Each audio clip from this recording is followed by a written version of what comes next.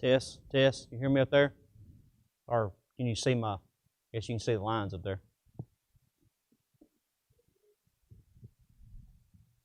You want to click the mouse? Nope. It's green down here.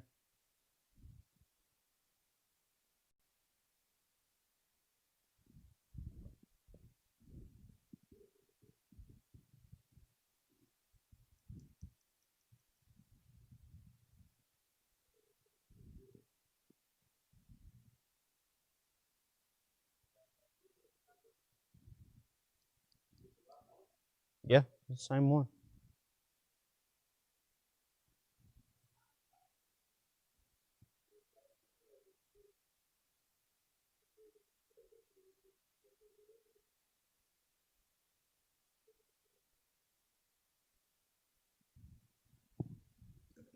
Well, good morning. It's good to see everybody here virtually. This morning we're working through a couple of mouse issues, so while we do that, we'll go ahead and get started this morning in our study. There we go. So we're good.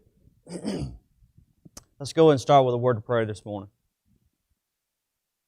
Dear most kind, gracious Father in heaven, so grateful for all the blessings of life you've given us, Father, and we're grateful for this Lord's Day and the opportunity we have to worship you, Father, and we're grateful for the opportunity we have this morning here shortly, Father, to worship you and the freedom to do so openly, and grateful for this Bible study hour that we have at this time, Father. We can study a portion of your word and hopefully be better Christians and learn from your word, Father, and grow in faith and love for you and for your word. And we're grateful for your holy and inspired word and the Bible that we have, Father, that we can read and study it, and pray that we'll always take advantage of the times we have to read and study your Bible, Father, and always look forward to these times we can study the Bible together as Christians. And thankful for the Church of Valdosta and all the members here, Father, and all the work that it's done throughout the years, and pray your continued blessings upon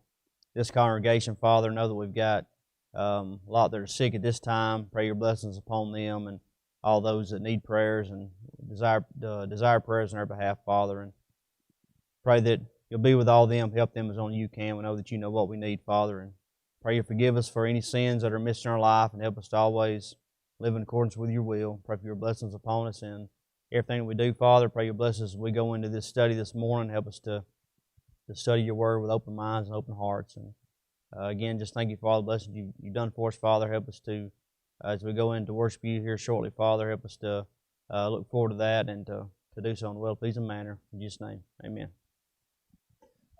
So, a brief review, again, of our lessons thus far in our study. Last week we did Christ as a priest forever after the order of Melchizedek. We actually did, that took 2 Sundays. So last week we did the fulfillment portion of that prophecy, and then the week before that we did the prophecy portion. So this morning we're going to look at Jesus' rejection by the Jews. So we'll see how that was prophesied in the Old Testament and how it was actually fulfilled in the New Testament. We'll look at some examples that show that Jesus was rejected by the Jews and those around him at that time. So our prophecy this morning is going to come from Isaiah chapter 53. We'll look specifically at verse number 3, but we're going to look at verses 1 through 3 and look at those in detail to get the overall context, the overall idea of what's being said in this prophecy. So we'll look at each one of those verses in detail. Let's start by reading Isaiah 53 verses 1 through 3. Who hath believed our report, and to whom is the arm of the Lord revealed? For he shall grow up before him as a tender plant, and as a root out of a dry ground. He hath no form nor comeliness, and when we shall see him, there is no beauty that we should desire him. He is despised and rejected of men, a man of sorrows and acquainted with grief, and we hid, as it were, our faces from him. He was despised, and we esteemed him not. So this is a messianic prophecy of Jesus and his rejection among his people. And we'll look at this in detail as we go through. But I think specifically around verse 3 we could see that. But verses number 1 and 2 give us a background, I guess you could say, a good foundation for verse number 3. So we want to spend some time looking at that as well. Let's go back at verse number 1. We'll start there. The easiest way to interpret verse number 1, I think, is to let the Bible interpret it for us. This verse is quoted in John chapter 12, verses 37, 38 in the New Testament. And it says, "But though he had done so many miracles before them, yet they believed not on him, that the saying of Isaiah the prophet might be fulfilled, which he spake, Lord, who hath believed our report, and to whom hath the arm of the Lord been revealed?" This is referring to Jesus in John chapter 12. He did these miracles and so many miracles in front of the people, and yet a lot of them still did not believe him. So we can see, I mean, that's what verse number 1 is talking about. Who hath believed our report? Jesus has done all these things, and there's still some that did not believe him. The phrase arm of the Lord is referring to the power of the Lord. It sort of makes me think of the long arm of the law that we might refer to sometimes as the law of the land. The long arm of the law sort of refers to the authority, maybe the power of the police and the law enforcement.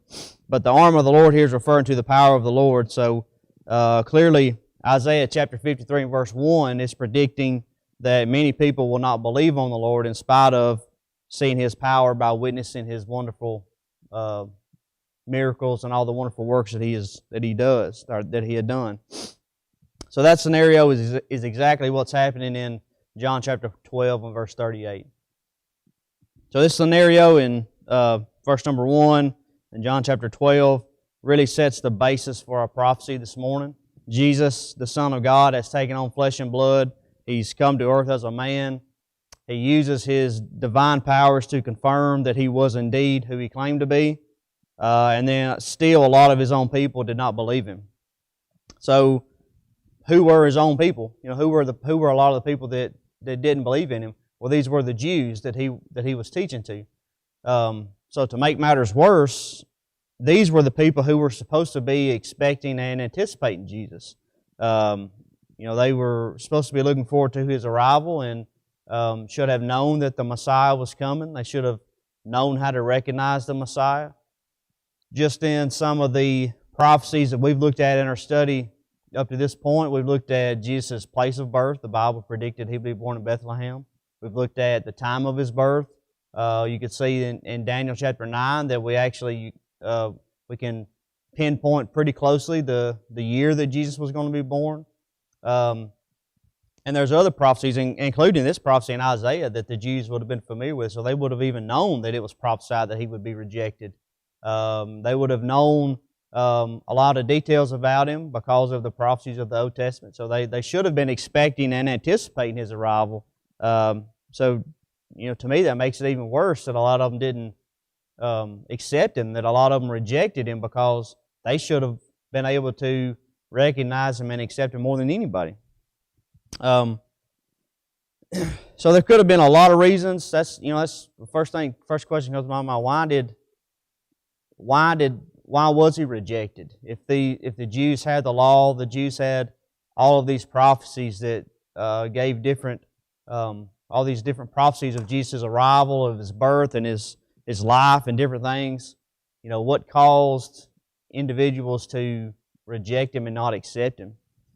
You could probably come up with a lot of reasons why someone may not have believed in Jesus. There could be a lot of reasons why those didn't believe Him, but I think verse number 2 here in Isaiah 53 gives us sort of a maybe slightly unexpected view, but it gives us a view of why some people maybe did not believe in Jesus. Verse number 2 starts out, says, "For he shall grow up before him as a tender plant." He is referring to Christ, and him is referring to God the Father. So Christ will grow up before God the Father as a tender plant. What is a tender plant? Well, a tender plant here means sapling or suckling. like a twig sprouting from the stump of a fallen tree. If you think about the nation of Israel at this time, what was the state of the nation of Israel at this time compared to its history? We know that Israel and the city of Jerusalem was really just a shadow of its former self. If you think about during the height of Israel's strength, during the United Kingdom, like during the times of the reign of David and the reign of Solomon, the kingdom of Israel was very prestigious, very mighty. We've got accounts of how world renowned that the kingdom of Solomon was, and obviously David was known for his military might and the might of his kingdom. So at one point in time, the kingdom of Israel was very mighty, very prestigious. But when you fast forward to the time of Jesus, the kingdom of Israel was not very mighty or prestigious. It was occupied by the Romans. The kingdom had split. The United Kingdom had split into the northern and southern kingdoms. Both kingdoms had been taken into captivity. The kingdom of Judah had been allowed to return and rebuild Jerusalem and the nation of Israel. But still, at this point in time, the kingdom of Israel was still just a shadow of its former self. It didn't have the might and the strength that it had in previous times. So if you think about this in terms of this analogy that it gives, he shall grow up before him as a tender plant, with a tender plant being a sapling or a suckling, like a twig sprouting from a fallen tree. If you think about an oak tree, a white oak tree can live to be about, on average, 300 years old, and up to a maximum of around 600 years. We know that a 300 or 600-year-old oak tree will be really big, really huge. They grow really big. On average, they can grow to about 70 feet high and about 9 feet wide, and can have branches up to about 135 feet long. So if you think about strength and power, that's a massive tree. That's a big tree. But if you were to come by and cut the tree down, the tree has fallen. All you're left with is the stump. So that stump, even though it might be a big stump, the stump is still just a shadow of the former strength that tree had at one time, because you can't see the strength anymore. All you see is what's left, and that's the stump. So that's the picture that's being painted here for Jesus as a tender plant. The nation of Israel is much like the fallen tree. It was no longer standing like it once was, and only the stump was left. And now Jesus would grow like a sapling or a fresh sprout out of this stump of the nation of Israel. Next we see, verse number 2 says, and as a root out of dry ground. So I think that the dry ground is referring to the state of the nation of Israel at this time. The ground is no longer moist and fertile like it was during the times of the United Monarchy. Instead, now the ground is dry and much less fruitful than before. However, we see Jesus, he's pictured here as a root in this dry ground. Out of the dry ground, Jesus sprang up like a root. So if you think about, again, going back to the oak tree, these massive oak trees, if they're 70 feet tall and 300 years old, they've got a massive system of roots underground, right, that find these hidden sources of water. Maybe they go deep in the ground or they go far out in the ground, but they go where they need in order to find the source of water and nutrients that they need to grow. So in Alabama here, July, August, it gets pretty dry typically. We've had quite a bit of rain here recently, but normally July and August is really dry and really hot. But we don't see all the oak trees shrivel up and die in July and August, because they've got that root system where they find the water and the nutrients that they need. So out of the dry ground of Israel, Jesus sprang up like a root that has a hidden source of nourishment deep in the ground. And then from this source, Jesus would become the sapling of the house of David, out of which his church would grow. So that's the picture, I think, that's really being painted here, is that you see the state of Israel, you see It's a shadow of His former self, but out of this, Jesus will grow and establish His church. The next part of chapter 2 says, He hath no form nor comeliness, and when we shall see Him, there is no beauty that we should desire Him. I think we should be careful how we interpret this verse, but also pay close attention to what it's telling us. Form, the word for form here is Strong's H8389, which refers to figure or appearance. And then comeliness is Strong's H1926, which refers to magnificence, that is, ornament or splendor. So the last part of verse 2 seems to be telling us that if you were to look upon Jesus as a man, you could see Jesus as a man as He was. If you could look upon Jesus, there would be no magnificence in His appearance and no apparent splendor in His overall figure, or His overall appearance would have no splendor per se. So I don't think that the intent here is to comment on Jesus' physical appearance in regard to whether He was handsome or not handsome, but instead I think the intent is to show that Jesus had no pomp or splendor in His overall appearance. There was nothing incredibly special about Jesus as you looked at Him.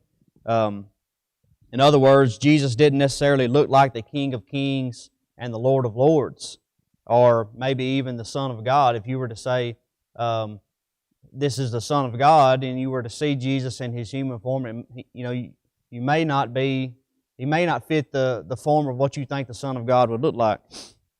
There was nothing about His outward appearance that would necessarily catch anyone's attention.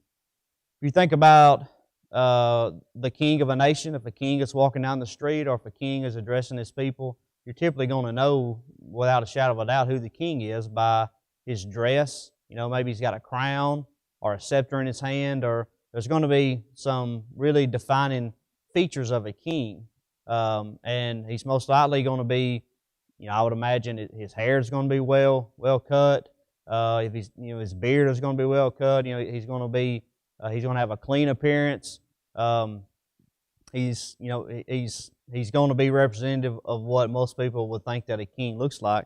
But I think this context is telling us that Jesus was a man just like we all are. That there was nothing incredibly special about His appearance, and that if you looked at Him and His surroundings, in His home and where He came from, there was nothing magnificent about it. There was no ornaments or splendor about it that it wouldn't necessarily fit the view of what we may think the King of Kings and Lord of Lords should look like.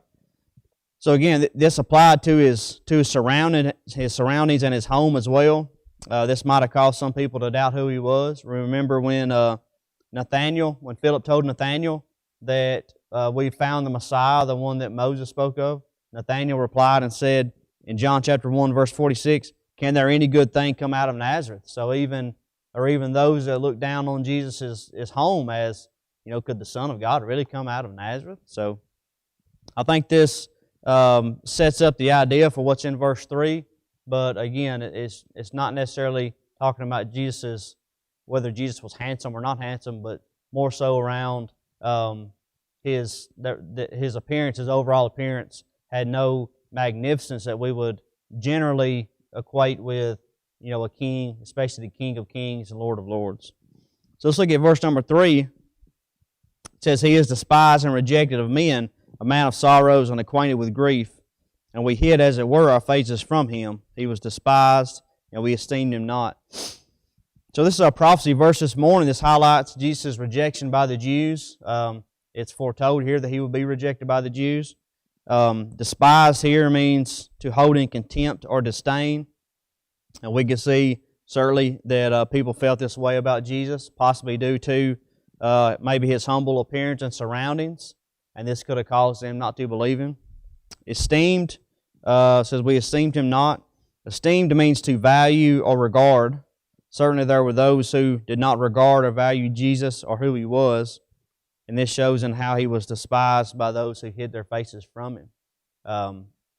So you see a lot of not so good things said about how people treated Jesus. They despised Him, rejected Him. They disregarded him. They did not regard or see the value in him. It's really sad when you think about this is the Son of God who came to earth, to give us salvation, and this was how some people looked at him. So we see this description of Jesus' rejection. So let's jump right into the fulfillment portion of our study and see how this is fulfilled in the New Testament. First, let's look at John chapter 1 and verse 11. It says, He came unto His own, and His own received Him not. That's pretty simply and plainly lays out that Jesus came in unto His own people, and they received Him not. So who is His own? His own would be the Jews in general. His own would be the people of Nazareth, where He grew up. But it simply tells us He came into His own, and His own received Him not. In John chapter 5 and verse 43, Jesus says, I am come in my Father's name, and you receive me not. If another shall come in His own name, him you will receive. Then we see in Luke chapter 4, starting in verse number 28, Jesus is teaching in the synagogue in Nazareth. So this is His hometown, his home city of Nazareth. He's teaching in the synagogue. And let's look at verse number 28. And all they in the synagogue, when they heard these things, heard Jesus teaching, were filled with wrath, and rose up, and thrust him out of the city, and led him unto the brow of the hill whereon the city was built, that they might cast him down headlong. So these are the people of His own city.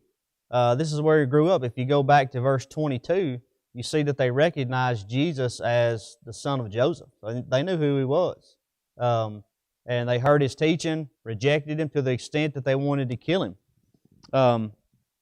We see in Luke chapter 17, verse 25, Jesus says, But first He must suffer many things and be rejected of this generation. So He's telling everybody that He's going to be rejected of this generation. And then, of course, in multiple accounts of the Gospels, but then just looking at John chapter 23 and verse 18, we see the ultimate and final rejection of Jesus by the Jews when they chose Barabbas over Jesus at the trial before Jesus' crucifixion. They cried out, John 23 verse 18 says, And they cried out all at once, saying, Away with this man, and release unto us Barabbas. So this was the final straw here, I guess you could say, that the Jews hated Jesus so bad, they rejected Him so bad that you've got Barabbas here, and Pilate is going to release one of the two back into the people. They chose Barabbas and said, let's crucify Jesus. So seeing all these accounts, we can definitely say that Isaiah chapter 53 and verse 3 is fulfilled in the New Testament. Jesus was rejected many times by the Jews. The people of His hometown tried to kill Him, and then ultimately the Jews had rejected Him, or the Jews finally rejected Him the final time at His crucifixion by choosing Barabbas. However, we look at this in sort of retrospect. Hebrews chapter 12 verse 2 says, Looking unto Jesus, the author and finisher of our faith, who for the joy that was set before Him endured the cross, despising the shame, and is set down at the right hand of the throne of God. So Thayer defines finisher here as one who has in his own person raised faith to its perfection, and so set before us the highest example of faith. So Jesus endured the rejection of the cross, giving us the highest example of faith to aspire to.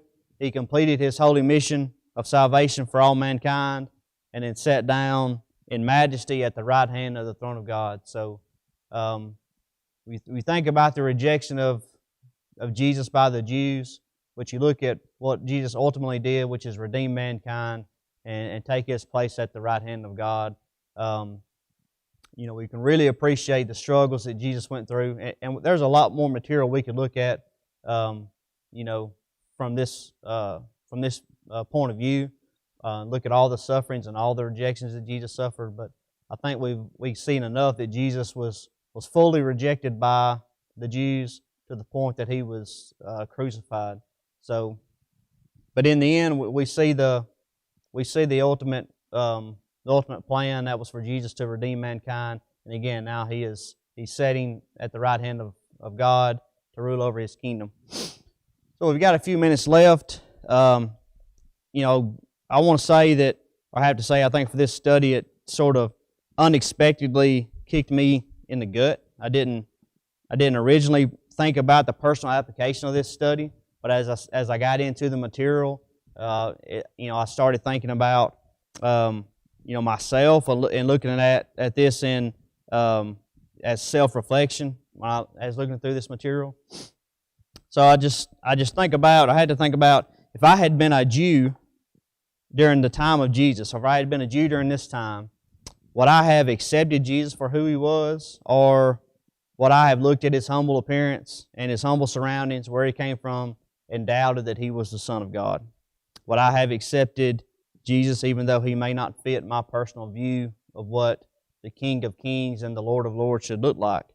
You think about, a lot of the Jews, even the apostles, struggled lots of times with what Jesus' mission was. They wanted Him to restore the nation of Israel to its former greatness, but that wasn't Jesus'. That wasn't His ministry. That wasn't His mission here on earth.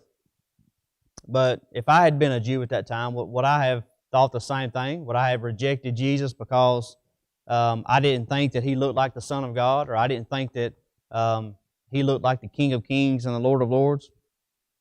I like to think that I would have accepted Him as the Son of God, but it definitely necessitates some self-reflection, I think. What is my heart really? What's the state of my heart in actuality? Really, do I have the heart that I would have accepted Jesus if I was one of the Jews, or would I have hardened my heart and not accepted Jesus? This idea even applies to us directly in the New Testament. Isaiah chapter 53 and verse 1 is quoted by Paul in Romans 10 and verse 6, or 10 and verse 16. But it's in reference to those who do not obey the gospel. It says, "But they have not all obeyed the gospel. For Isaiah saith, Lord, who hath believed our report?" So not obeying the gospel today under the New Testament is the same as the Jews despising and rejecting Jesus under the Old Testament. This is why evangelism is so important as part of the work of the church today. But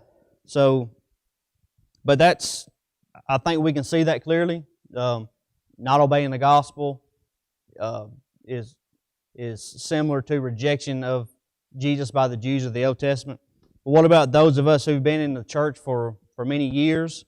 Possibly were raised in the Church of Christ, were maybe fed the gospel on a silver platter per se. We heard it from our early years all the way to our teenage years. At some point in time, we obeyed the gospel. Maybe we've been a member of the church for 10, 20, 30, or 40 years, or even more. So are we in danger? Can we be Christians and, what we might call veteran Christians, been in the church for years and years, or decades and decades? Could we still be in danger of despising or rejecting Jesus? I heard a lesson one time by Kenny Barfield titled, "The Scariest Verse in All the Bible." If you hadn't heard it, then I would recommend listening to it if you can. And I've got a copy of it. I'd be glad to. It's on the USB. I'd be glad to let anybody have a copy of it if they'd want to listen to it. It's a really good lesson. But Kenny Barfield said that the scariest verse in the entire Bible was James chapter 2 and verse 19, which says, "Thou believest that there is one God, thou doest well. The devils also believe and tremble." So the word for tremble here is the Greek word phrizo, which is where our word for frizzy comes from. It means to shudder. The word could be defined as how you might feel walking through a haunted house late at night all by yourself, where the hair on the back of your neck stands up. That's sort of where we can see where the word frizzy comes into play. When you have a situation like that, or maybe there's a time where you shudder, as the word is defined, but the hair on the back of your neck stands up and maybe feels a little frizzy. That's the idea that's being meant here when they say the demons tremble. They tremble or they shudder. So the demons believe so much in Jesus that they shudder, and possibly at the knowledge of their eternal faith, of their eternal fate, but yet they are still lost. So is it possible for us to have a demonic faith per se? For those of us who have been in the church for so long, can we have, or have we become complacent to the point that we have a demonic faith in a sense? Is that possible? We may not outright reject Jesus like the Jews did, but are we rejecting Jesus by our own complacency and our lack of growth as Christians? So we think about, maybe we come to church every Sunday. Maybe we don't outright reject Jesus in our life. We believe Jesus is the Son of God. We believe the Bible. But are we growing as Christians? Or, the longer we stay in the church, are we continuing to grow? Or are we allowing ourselves to become complacent to the point that we unknowingly reject Jesus? I think that's a point of personal reflection that I've like I said, sort of hit me in the gut when I started doing this study. But I think it's something that we should all focus on, should all think about, because it's easy for us probably to look at the Jews and say, well, I can't believe they rejected Jesus. I wouldn't do that. I would believe Jesus was who He said He was. But when you look at it from their point of view, maybe we could do the same thing today, because it's really a heart issue. Really the Jews had a heart issue, those that rejected Jesus. And we can have heart issues today just like they had heart issues back then. But I thought that was an interesting study that Kenny Barfield put forth as James 2 verse 19 being the scariest verse in the entire Bible. I hope that we can all do some self-reflection to make sure that we don't have a demonic faith per se, that we believe in Jesus and we don't unknowingly reject Jesus by our complacency and lack of growth as Christians. That's our study for this morning. Appreciate everybody's virtual attention. I look forward to seeing you for Bible study here shortly.